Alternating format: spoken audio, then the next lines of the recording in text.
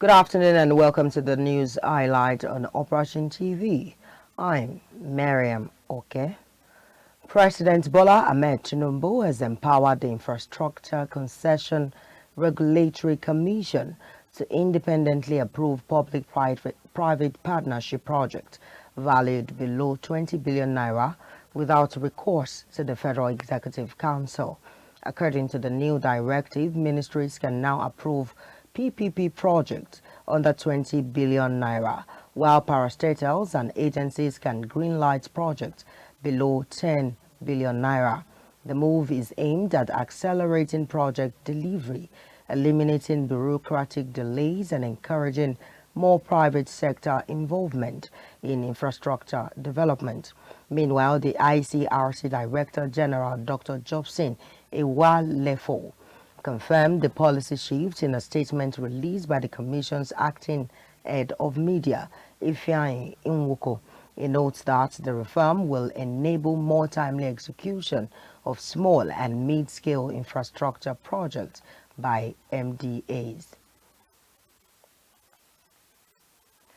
Moving on, the Defense Headquarters has announced a major breakthrough in the fight against terrorism, confirming the troops of Operation Fasinyama having eliminated a wanted terrorist kingpin identified as Mai Wada during a decisive operation in Zamfara State. Mai Wada, described as a notorious figure, was responsible for a series of violent attacks and abductions across several communities in the northwestern region of the country. Its elimination marks a significant blow to terror networks operating in Zamfara and in its environs. According to the Director of Defense Media Operations, Major General Marcus Kanye, 5 individuals held captive by the terrorist group were successfully rescued during the operation. Troops also recovered a cache of arms and ammunition from the scene. In a separate development, troops under Sector 3 of Operation Adin Kai intercepted a vehicle in Monguno, Borno State, laden with items suspected to be logistic supplies for insurgents. The items included petrol, bags of rice, yams, groundnuts, and fertilizers, all of which have been taken into custody for further investigation. Meanwhile, in Kaduna State, troops of the 2 Battalion, while on escort duty in Benin Gwari, encountered and repelled fleeing gunmen on a motorcycles. However, the troops recovered an AK-47 rifle loaded with 30 rounds of 7.62 mm special ammunition.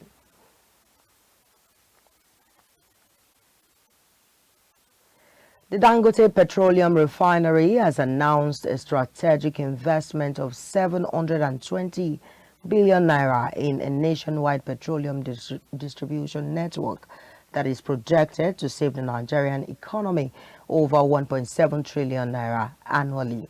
According to a statement released on Sunday, June 30th by the Dangote Group, the initiative includes the deployment of 4,000 compressed natural gas-powered trucks aimed at drastically reducing fuel distribution costs, estimated at 1.7 trillion naira annually. The refinery says the move will eliminate transport-related expenses for fuel marketers and high-volume consumers, leading to lower pump prices and a potential drop in inflation. This initiative is also expected to support over 42 million micro, small and medium enterprises by cutting down energy costs and boosting profitability. Commencing August 15, the company will begin direct delivery of petrol and diesel to filling stations, industrial hubs, and other bulk consumers. However, the refinery aims to meet the nation's daily consumption of 65 million liters of refined petroleum products, comprising 45 million liters of premium motor spirit, 15 million liters of diesel, and 5 million liters of aviation fuel. The presidency has commended the initiative, describing it as a pivotal step in accelerating Nigeria's transition to gas-powered transportation. However, the commercial coordinator of the Presidential Compressed Natural Gas Initiative, Tosin Koka, hailed the project as a strong vote of confidence in Nigeria's gas future.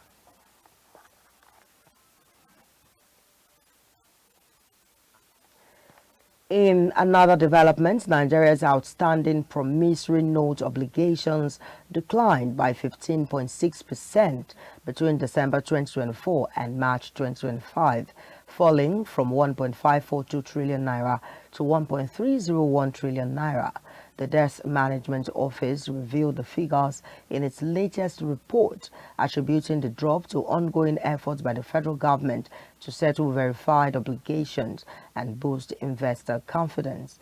On a year-on-year basis, the debt burden has also declined by 17.1% from March 2024 levels. In line with this fiscal discipline, the federal government has reaffirmed its commitment to clearing outstanding payment owed to contractors for completed projects across ministries, departments, and agencies.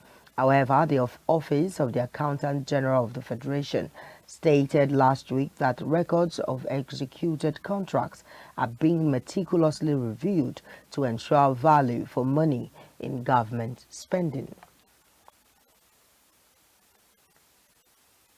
From the foreign scene, in a diplomatic shift, China has lifted its ban on seafood import from most regions of Japan, signaling a partial resolution in the long-standing dispute over Japan's handling of treated nuclear wastewater.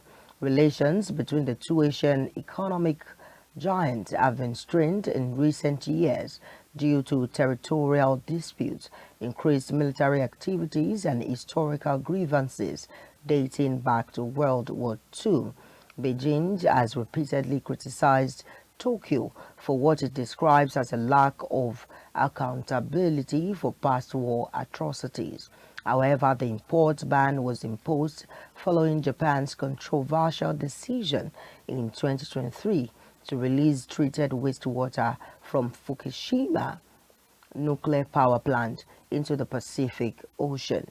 Despite widespread concern, the International Atomic Energy Agency approved the move, and Japan's nuclear operator TEPCO insists the discharged water contains tritium levels within globally accepted safety standards.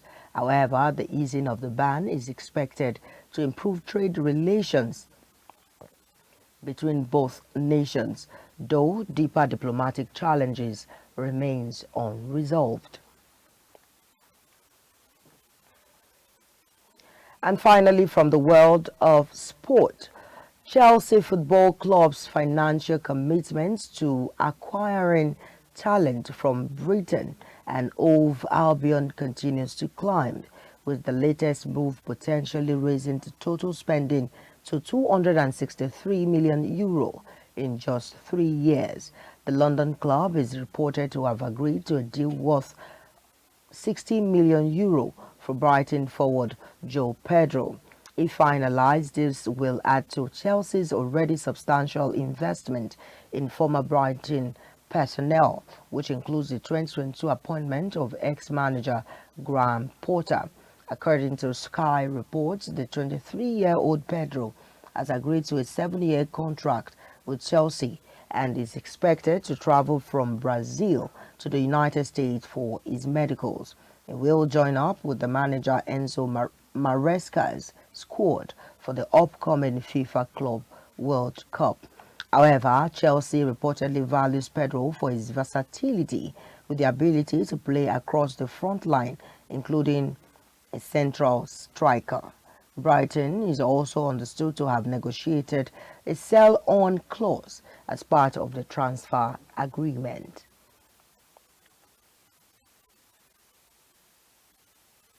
And that wraps up the news highlights. Join us at 5 for our comprehensive news stories. Until then, please download the Naija TV app for you to be able to access us from everywhere across the globe. I am Miriam. Okay, have a lovely afternoon. Bye-bye.